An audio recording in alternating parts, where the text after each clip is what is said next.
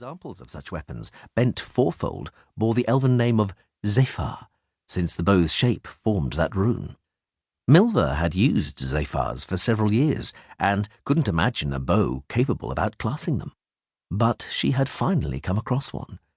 It was, of course, at the seaside bazaar in Sedaris, which was renowned for its diverse selection of strange and rare goods, brought by sailors from the most distant corners of the world, from anywhere a frigate or galleon could reach. Whenever she could, Milva would visit the bazaar and look at the foreign bows. It was there she bought the bow she'd thought would serve her for many years. She had thought the Zephyr from Zerikania, reinforced with polished antelope horn, was perfect, for just a year. 12 months later, at the same market stall, owned by the same trader, she had found another rare beauty. The bow came from the far north. It measured just over 5 feet, was made of mahogany, had a perfectly balanced riser and flat laminated limbs glued together from alternating layers of fine wood, boiled sinew and whalebone. It differed from the other composite bows in its construction and also in its price, which is what had initially caught Milva's attention. When, however, she picked up the bow and flexed it, she paid the price the trader was asking without hesitation or haggling. 400 Novigrad crowns. Naturally, she didn't have such a titanic sum on her. Instead, she had given up her Zerikanian Zephyr, a bunch of sable pelts, a small, exquisite, elven-made medallion, and a coral cameo pendant on a string of river pearls. But she didn't regret it. Not ever. The bow was incredibly light and, quite simply, perfectly accurate. Although it wasn't long, it had an impressive kick to its laminated wood and sinew limbs.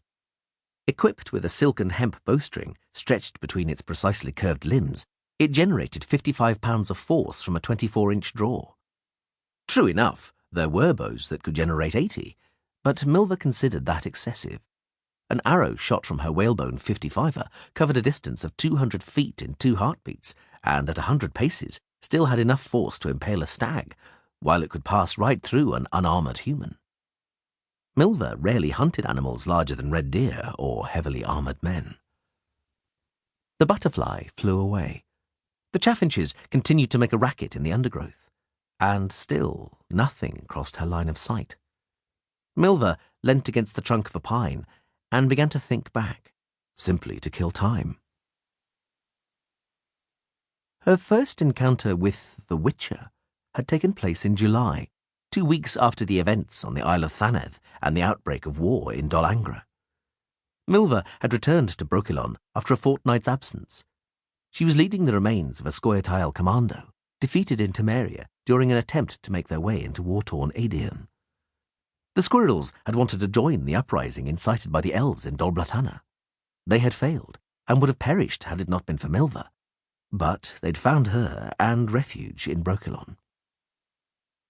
Immediately on her arrival, she had been informed that Aglais needed her urgently in Colserai.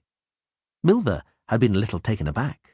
Aglais was the leader of the Brokilon healers, and the deep valley of Colserai, with its hot springs and caves, was where healings usually took place. She responded to the call, convinced it concerned some elf who had been healed and needed her help to re-establish contact with his commando. But when she saw the wounded Witcher and learned what it was about, she was absolutely furious. She ran from the cave with her hair streaming behind her and offloaded all her anger on Aglais. "He saw me! He saw my face! Do you understand what danger that puts me in?" No, I don't understand," replied the healer coldly. "That is Quinn Blythe, the Witcher, a friend of Brokilon.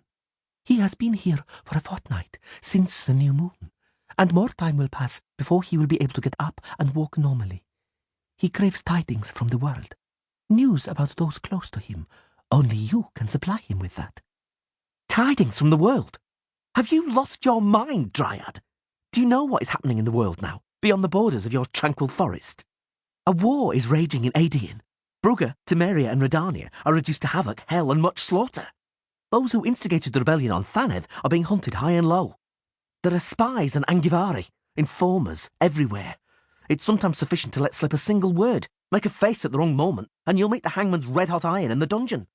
And you want me to creep around spying, asking questions, gathering information, risking my neck, and for whom? For some...